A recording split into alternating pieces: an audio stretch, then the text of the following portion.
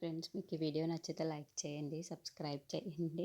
Gate దగ్గరికి వచ్చి నిల్చొని ఉంటుంది. ఇంతలో తనకు బాగా అలసట ఉండటం వల్ల ఆ గేటు దగ్గరనే కూర్చొని ఉంటుంది. శ్రీకర్ కారులో వస్తూ ఉంటాడు. అక్కడున్న అవన్నీని చూసి ఒక్కసారిగా షాక్ అయిపోతూ ఉంటాడు. ఏంటి వదిన ఇక్కడ కూర్చుంది, ఎలా కూర్చుంది అని చెప్పేసి వదిన అని పిలుస్తూ ఉంటాడు. ఆ మాటలు వినగానే అక్కడ ఉన్న అవన్నీ శ్రీకరా అని చెప్పేసి శ్రీకర్ దగ్గరికి వస్తూ ఉంటుంది. ఇంతలో అక్కడ ఉన్న శ్రీకర్ తనని చూసి ఏంటి వదిన మీరు ఇక్కడ ఉన్నారు, ఎలా ఉన్నారు ఏంటి అని చెప్పేసి అడుగుతూ ఉంటాడు. ఆ మాటలు వినగానే అక్కడ అవన్నీ మాత్రం మరి ఇంకేం చేయమంటావు, ఇంట్లో నుండి వచ్చేసాను కదా అని చెప్పేసి అంటుంది. ఇంతలో అక్కడున్న శ్రీకర్ మాత్రం అదేంటి వదిన అమ్మ అలా చెప్తే ఎలా నమ్మేశాడు, అయినా నేను ఎలా వదులుకున్నాడో నాకు అర్థం కావటం లేదు అని చెప్పేసి అంటూ ఉంటాడు.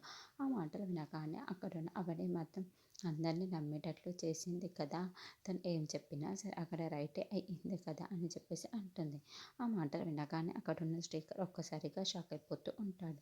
ఇంతలో అక్కడున్న శ్రీకర్ ఏంటి వదిన నువ్వేం మాట్లాడుతున్నావు, ఎవరు చేసింది అంటున్నావు అని చెప్పేసి అడుగుతూ ఉంటాడు.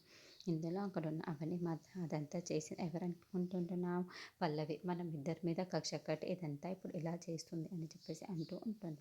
ఆ మాటలు వినగానే అక్కడున్న శ్రీకర్ అయితే ఒక్కసారిగా షాక్ అయిపోయి అవునా వదిన ఇదంతా చేస్తుంది పల్లవినా, పల్లవి నిజస్వరూపం ఎలాగైనా సరే బయట పెట్టాలి పద ఇప్పుడే వెళ్ళి అమ్మకి ఇంట్లో ఉన్న వాళ్ళందరికీ తెలియజేద్దాం అని చెప్పేసి అంటూ ఉంటాడు. ఆ మాటలు వినగానే అక్కడున్న అవని మాత్రం లేదు శ్రీకర్ మనం వెళ్ళి చెప్పినా సరే వాళ్ళు నమ్మరు, అయినా ఇప్పుడు వెళ్ళవలసిన అంత అవసరం ఏమీ లేదు, నేను ఒక ప్లాన్ ఆలోచించాను దాని ప్రకారమే నడుద్దాం అని చెప్పేసి అంటుంది.